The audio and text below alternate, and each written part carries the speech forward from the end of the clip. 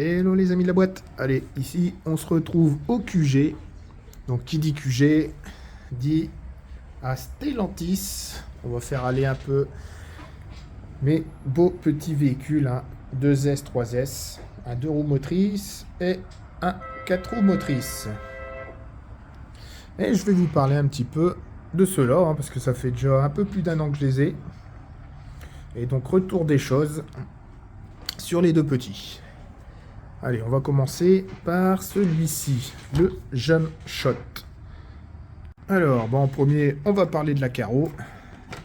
Au bout d'un an d'utilisation, elle est toujours là, elle reste belle, malgré les coups qu'elle s'est pris, mais elle n'est pas déchirée. Donc c'est un petit véhicule, donc je l'utilise pas trop en bâche. Il fait des sauts, mais je ne l'utilise pas trop en bâche. C'est quand même un véhicule bien conçu, mais un peu fragile au niveau des amortisseurs, on va dire. Même au niveau de la triangulation. Donc faut faire gaffe quand on atterrit. Sinon, vous pouvez casser... En fait, vous cassez sur celui-ci, vous cassez facilement les vis qui passent à travers les plastiques. C'est surtout ça. Donc ça, c'est des pièces que faut changer beaucoup. En fait, si vous voyez bien, c'est une vis qui se vise directement sur le plastique. Donc à la longue, ça donne du jeu et ça s'enlève, ça casse. Du coup, il faut changer, soit de remettre une vis avec un petit boulon ou rechanger la pièce directement. Vous remettez et le jour que ça casse, vous rechangez. Ça fait quand même fusible. Donc ça, la petite particularité sur celui-ci, c'est qu'il est pas mal. Il est super puissant. Les pneumatiques, comme c'est qu'un 4.2, vous voyez, l'usure, elle est là. Il y a encore un peu de gomme, mais il faudra bientôt changer. Sinon, point de vue conception, vous voyez, c'est un châssis poutre, le récepteur, le variateur, enfin le SC, et le moteur Flux 4400 kV. Il n'y a pas grand chose dessus. Et ça roule quand même bien. Donc comme je vous ai dit, à pas faire des sauts de malade, mais sinon sur la piste, ça fonctionne impeccable. Et aussi la batterie se fait comme ceci. Vous dévissez le clips. C'est un peu laborieux et vous démontez la boîte ici. Donc ça tient bien. C'est super chiant. C'est un peu galère. Vous voyez. Hop. Et vous pouvez mettre la batterie ici. Donc là, par contre, n'importe quel type de batterie peut rentrer. Donc c'est important que je vous dise ça. Parce qu'il y a quand même une épaisseur à voir. Donc des bashings comme ça fonctionne bien sur celui-ci. Et donc du coup, en conclusion, si vous voulez un petit 4.2 bien puissant, celui-ci je vous le conseille, mais à vérifier ces fameuses vis. Vous voyez, le problème c'est que c'est une vis qui se vise directement dans le plastique, donc c'est tout partout comme ça.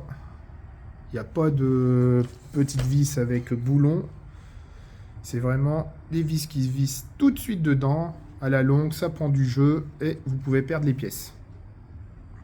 Il n'y a que ça à vérifier. Sinon, il est pas mal. Allez, on va passer au suivant. Et on passe au petit Savage XS. Donc c'est un petit Savage 1/12e. C'est vrai que celui-là, je ne vous l'ai pas dit, c'était du 1/10e. Donc un peu plus petit. Mais c'est une petite bombe. Donc voici la conception de l'engin. Donc il est un peu sale. Il va falloir que je le nettoie, un de ces quatre.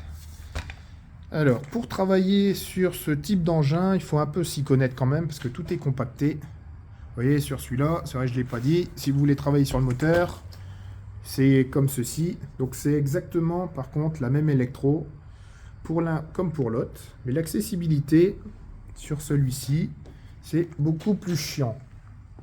Et si vous voulez démonter le moteur qui se trouve ici, eh ben, il faut tout démonter. Même pour accéder au pignon. Là, si vous voulez accéder au pignon, c'est 2 vis. Là, par contre, il faut tout démonter.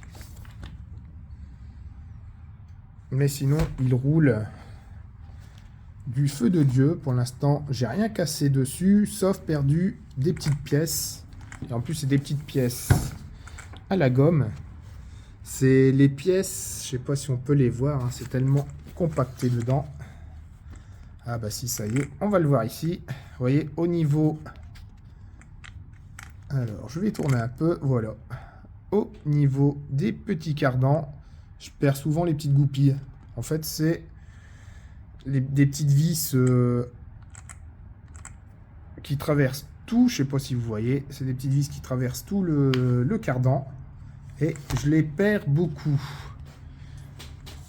Et comme c'est pas courant, c'est toujours de la commande. Et sinon, il n'y a que ça. Il n'y a que ça sur ce petit engin. Donc c'est une tuerie. 2S, 3S. Par contre, point de vue batterie, c'est un peu la loose sur ce véhicule. Parce que vous voyez, on n'a pas beaucoup d'emplacement. Donc, ça va. La bashing 6.3, elle passe. Mais ça passe vraiment tout juste. En fait, il faut forcer pour pouvoir la rentrer. Mais ça passe. Donc là aussi, celui-là, il aurait fallu des plus petites batteries. Mais bon, le principal, c'est que la bashing passe quand même.